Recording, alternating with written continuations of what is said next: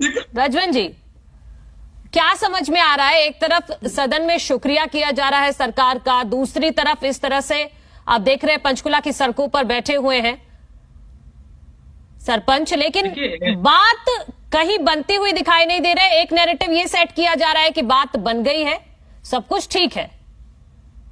देखिए मनु जी, इससे पहले भी जो आंदोलन हुए हैं आपने देखा होगा कि उसमें भी इस प्रकार की जो बातें हैं वो आई है सामने। जैसे किसान आंदोलन की अगर बात चल रही थी तो उसमें भी कुछ किसानों ने एक बार जाके सरकार का धन्यवाद किया था। शायद आपने भी देखा होगा, हमारे साथी प्रवक्ता बैठे उन्होंने भी देखा था।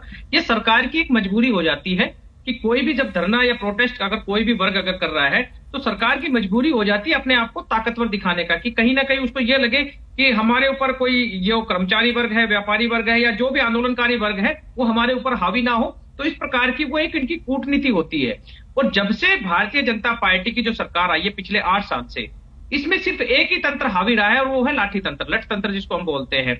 लगातार पुलिसिया जो इनका लठ तंत्र है वो जितने भी आंदोलनकारी हुए हैं उनके ऊपर लाठी बांधने में इन्होंने कभी भी पीछे नहीं देखा। और वो लगातार, चाहे महिलाएं हो, चाहे युवा हो, चाहे कर्मचारी साथी हो, जो भी है सबके ऊपर, किसान भाई को भी नहीं बख्शा इन्होंने। बेटे से बाप को पिटवाने का काम किया इन्होंने, ऐसा काम भी किया था। क्योंकि जो पुलिस वाले हैं जो भी है वो किसान के बेटे होते हैं, वो किसी नेता के बेटे नहीं होते। और उन्होंने उन किसानों के ऊपर भी लाठियां चलवाने का काम किया, उन माता बहनों के ऊपर भी लाठी चलवाने का काम किया। और ठीक ऐसा ही इन्होंने इस बार किया है। ये है कि जब आप सरपंच जब यहाँ पर बैठे हैं और ये इनको कुछ सरपंच कह रहे हैं, अगर कुछ सरपंच हैं तो हजारों की तादाद में जो वहां पर वो लोग हैं, क्या वो यूपी से आए हैं क्या? ये तो सरकार ही बताएगी ना। और हर बार इनकी यही एक मंशा होती है।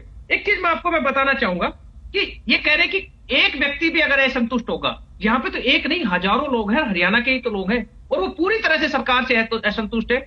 तो सरकार को उनकी समस्या का सुनना चाहिए और उनका निदान करना चाहिए। लेकिन निदान करने में नहीं है, इनके हाथ में तो क्या है, एक लठ हाथ में इनके, और ये सोचो इनको जैसे भी आओ फोड़ दो।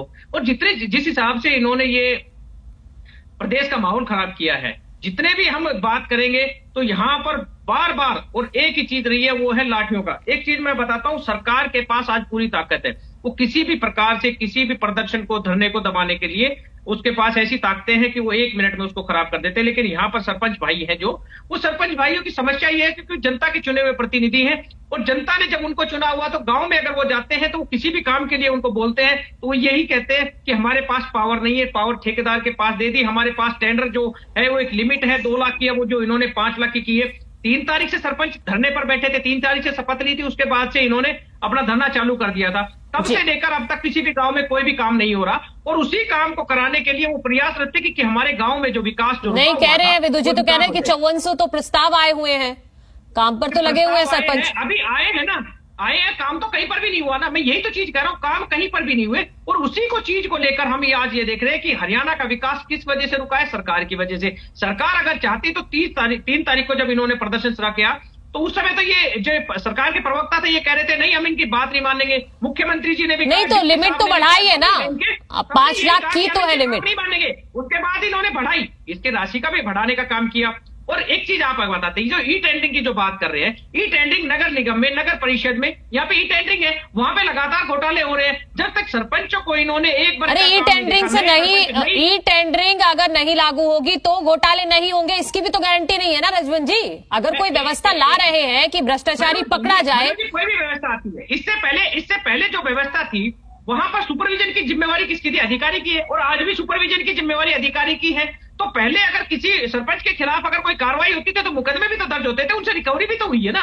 अगर ऐसी ही बात है तो सरपंचों से खिलाफ उनके मुकदमे भी दर्ज करो, अगर कहीं खामियां पाई जाती है उनसे रिकवरी भी करो।